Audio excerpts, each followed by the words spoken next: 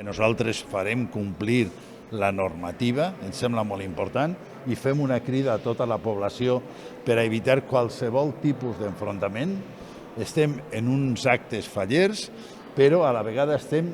en un toc de queda i a la una totes les persones a sa casa. I ho vull dir amb total claretat. Volem uns actes en els quals la gent puga gaudir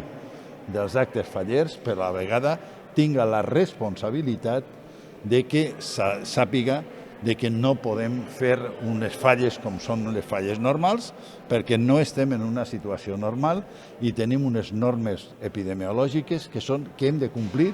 volem complir, hem donat exemple de complir-les en el passat i tenim a les comissions falleres treballant per a que es complisquen. Jo vull manifestar la meva satisfacció per l'actitud de totes les forces de seguretat,